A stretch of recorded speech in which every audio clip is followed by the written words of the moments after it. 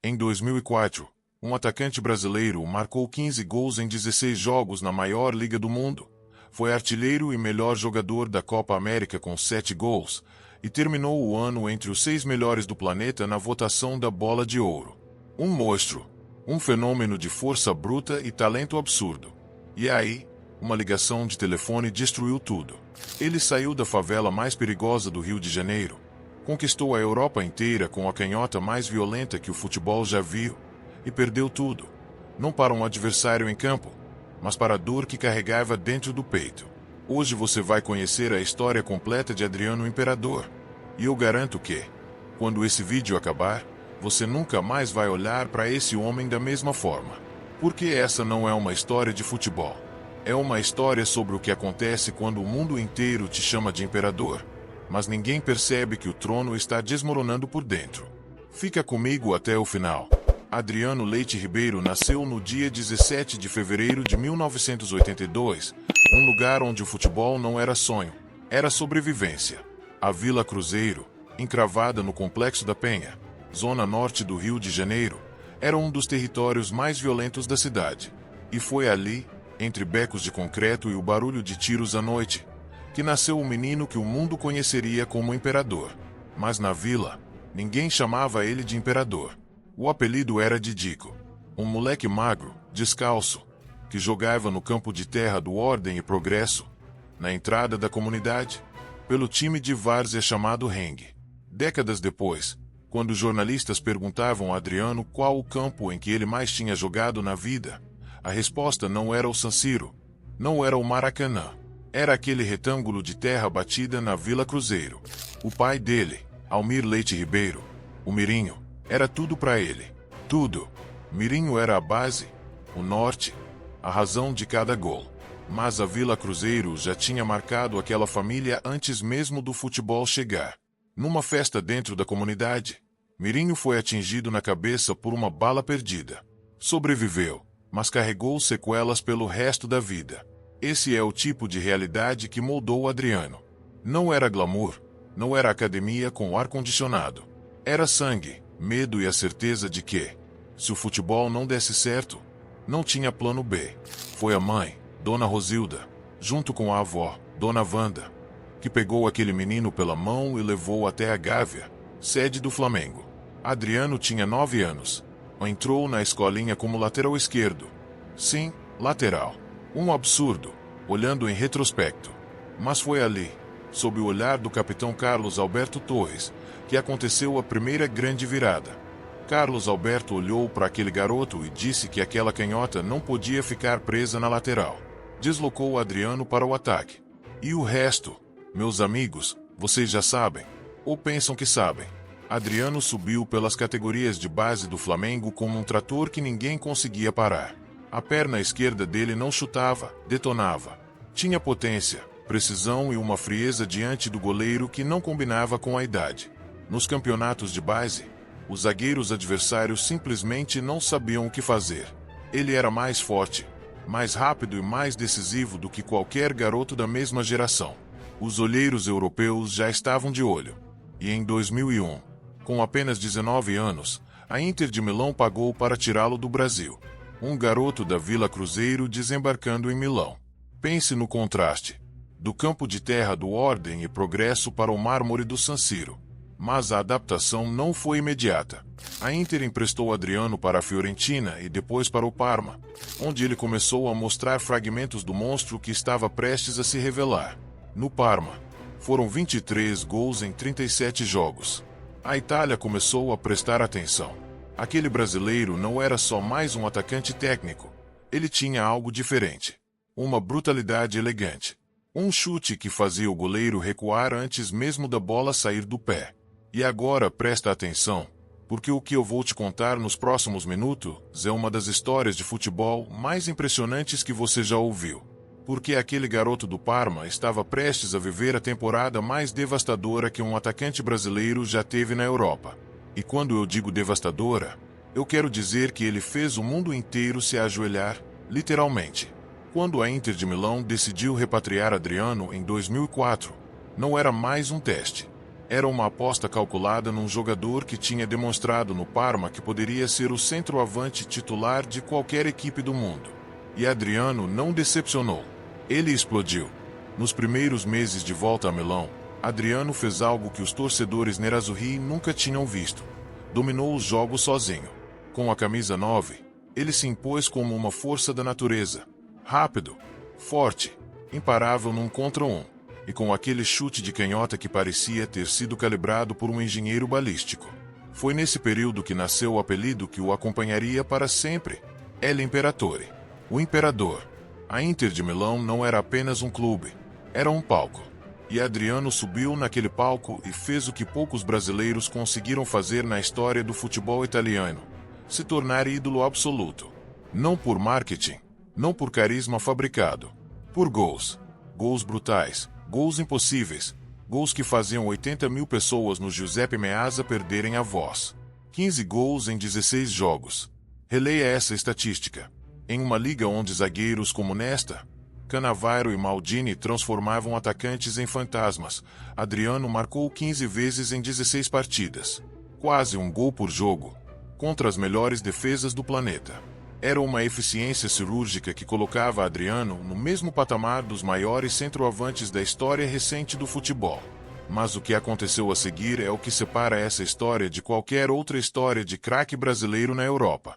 Porque enquanto Adriano destruía defesas na Itália, a seleção brasileira convocou o Imperador para a Copa América de 2004, no Peru.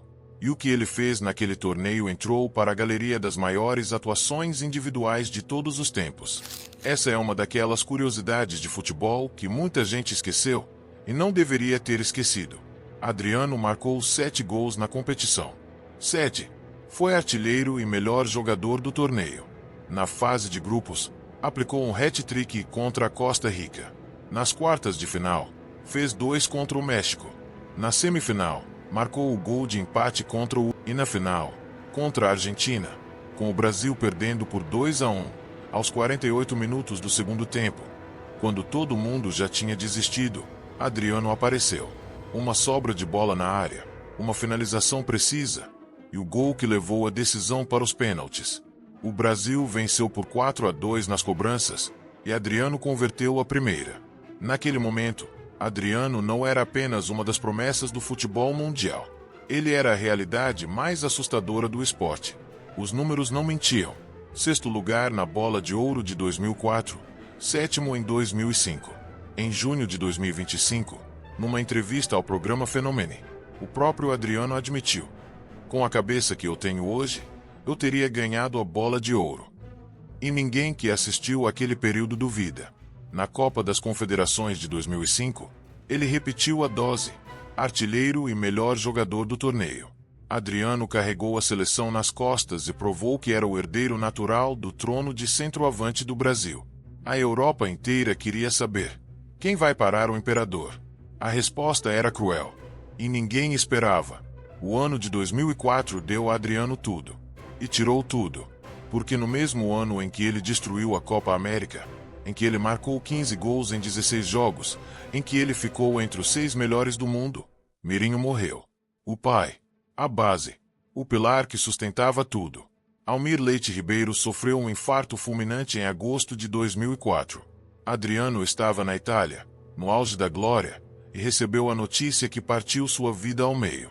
E é aqui que essa história muda de direção. Porque o que vem agora não é sobre futebol. É sobre um ser humano de 22 anos, sozinho num país estrangeiro, tentando lidar com a maior dor que um filho pode sentir. E falhando de um jeito que ninguém ao redor teve a coragem de enfrentar. Adriano entrou em depressão profunda. E em vez de buscar ajuda, buscou o único anestésico que conhecia: o álcool. Ele mesmo descreveu em sua autobiografia: Adriano, meu medo maior, lançada em 2024, eu bebia para não pensar. 3 palavras que resumem anos de autodestruição silenciosa. O problema não era visível nos primeiros meses. Adriano ainda jogava, ainda marcava, ainda parecia o mesmo monstro em campo. Mas por trás daquele uniforme, existia um homem que chegava aos treinos da Inter de Milão ainda embriagado da noite anterior. O departamento médico do clube sabia. E o que eles fizeram? Emitiram comunicados à imprensa dizendo que Adriano tinha lesões musculares. Protegeram o jogador? Ou protegeram o investimento? Essa é uma pergunta que até hoje ninguém responde com honestidade. Adriano tentou, num primeiro momento, seguir em frente. Disputou a Copa das Confederações de 2005 e brilhou como se nada tivesse acontecido. Mas a máscara tinha prazo de validade. A Inter ofereceu acompanhamento psicológico. Adriano recusou. Hoje, ele admite que recusar aquela ajuda foi um erro, talvez o maior erro de todos. Não gosto de lembrar, ele disse ao UOL em 2024. Mas lembrar é necessário, porque a dor de Adriano não foi capricho. Foi doença. E ninguém tratou como doença. O declínio não aconteceu de uma vez. Foi lento, gradual, como uma erosão. Temporada após temporada, o imperador que aterrorizava defesas ia se apagando. Os gols diminuíram. As faltas em treinos aumentaram. As manchetes mudaram de Adriano, marca mais um para Adriano some novamente. A Inter de Milão, o clube que o transformou em lenda, começou a perder a paciência. Em abril de 2009, Adriano viajou ao Brasil e simplesmente não voltou. Não ligou, não avisou, não apareceu. O mundo especulou. Sumiu? Está na favela? Está doente? A verdade era mais simples e mais dolorosa do que qualquer manchete. Ele não aguentava mais. O futebol, que um dia foi sua salvação, tinha se tornado sua prisão.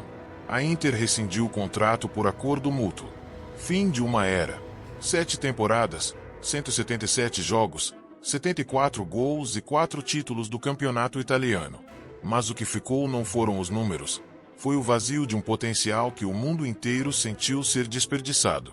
Mas espera, porque se você acha que a história acaba aqui, você não conhece Adriano. E o que vem agora é a parte que dói mais, porque é a parte em que ele se reergueu, olhou nos olhos da redenção e fez a escolha errada.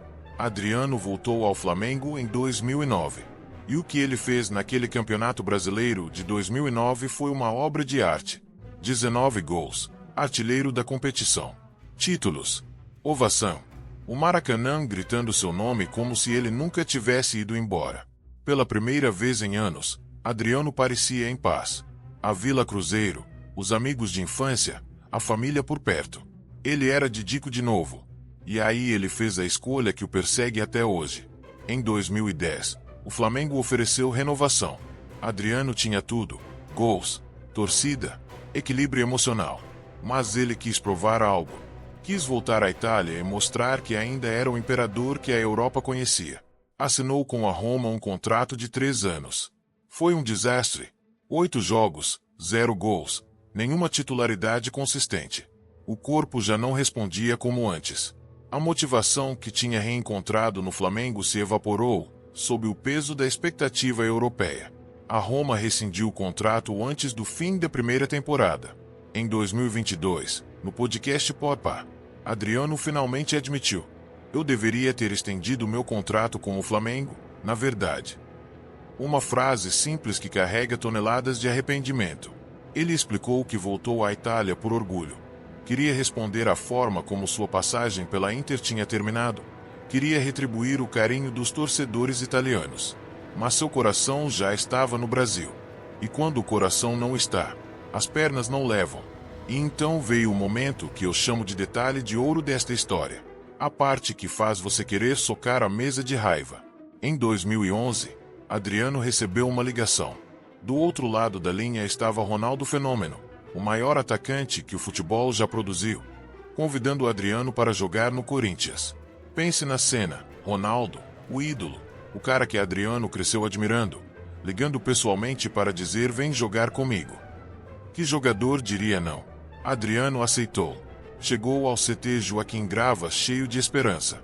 O Corinthians era um projeto sério, com Tite no comando, um elenco competitivo e a torcida mais apaixonada do país. Tudo parecia alinhado para uma última grande história. E no primeiro treino, Adriano rompeu o tendão de Aquiles. 7 meses fora. 7 meses de fisioterapia, de dor, de solidão. Adriano admitiu depois que o processo de recuperação foi tão desgastante que ele perdeu a motivação por completo. Faltou às sessões de fisioterapia. Lutou contra o peso. Sentiu vontade de largar tudo e voltar para o Rio. Quando finalmente voltou aos gramados, em outubro de 2011, marcou um gol decisivo contra o Atlético Mineiro que ajudou o Corinthians a conquistar o Brasileirão daquele ano. Um lampejo do imperador. Mas lampejo é tudo que restava. Em março de 2012, o Corinthians rescindiu o contrato por questões disciplinares. Adriano se recusava a participar das pesagens de rotina, um sinal claro de que a batalha não era mais contra zagueiros. Era contra si mesmo. Adriano tentou mais 2 vezes. Uma terceira passagem pelo Flamengo em 2012, cercada de expectativa e carinho da torcida rubro-negra, que durou apenas alguns meses antes de se encerrar sem brilho. Uma breve aparição no Atlético PR, onde o corpo já gritava que não aguentava mais. E uma última tentativa no Miami United, nos Estados Unidos, em 2016, antes de pendurar as chuteiras definitivamente. Mas a pergunta que fica, a pergunta que traz vocês aqui, que faz esse vídeo existir entre tantas histórias de futebol: o que aconteceu com Adriano Imperador? A resposta é dele mesmo. Em entrevistas recentes, Adriano não foge da verdade. Ele diz que não carrega arrependimentos porque cada decisão foi tomada para preservar o que restava de sua saúde mental. Ele diz que, se tivesse a maturidade de hoje, teria ganhado a bola de ouro. Ele diz que voltar à Vila Cruzeiro nunca foi sobre vícios ou festas, era sobre liberdade, sobre ser Didico de novo, sobre estar num lugar onde ninguém esperava que ele fosse imperador. Mas ele também diz a verdade mais dura, que foi seu próprio pior adversário, que recusou a ajuda psicológica quando mais precisava, que trocou o Flamengo pela Roma quando deveria ter ficado, que a lesão no Corinthians foi o golpe final que ele não tinha mais força para absorver. Adriano Imperador marcou 201 gols na carreira profissional. Conquistou 4 campeonatos italianos, um campeonato brasileiro, uma Copa América e uma Copa das Confederações. Ficou entre os 10 melhores jogadores do mundo em 2 anos consecutivos. E, mesmo assim, quando você ouve o nome dele, o que sente não é admiração, é luto. Luto pelo que poderia ter sido. Luto por uma geração inteira que assistiu àquela canhota impossível e soube, no fundo, que estava vendo algo que nunca mais se repetiria. Adriano não foi uma das promessas do futebol que fracassou por falta de talento ou por preguiça. Ele foi um gênio absoluto que enfrentou uma dor que nenhum de nós, sentados do outro lado da tela, tem o direito de julgar. E se essa história te ensina alguma coisa, é que o futebol nunca é só futebol. Por trás de cada camisa, existe um ser humano. E seres humanos quebram. Se essa história te tocou, deixa o like. Se você conhece alguém que precisa ouvir isso, compartilha. Se inscreve no canal Loucos por Futebol BR e ativa o sininho. Porque toda semana a gente traz histórias como essa. Curiosidades de futebol, promessas do futebol que o mundo esqueceu e a verdade que ninguém teve coragem de contar. Nos vemos no próximo vídeo. Valeu, família!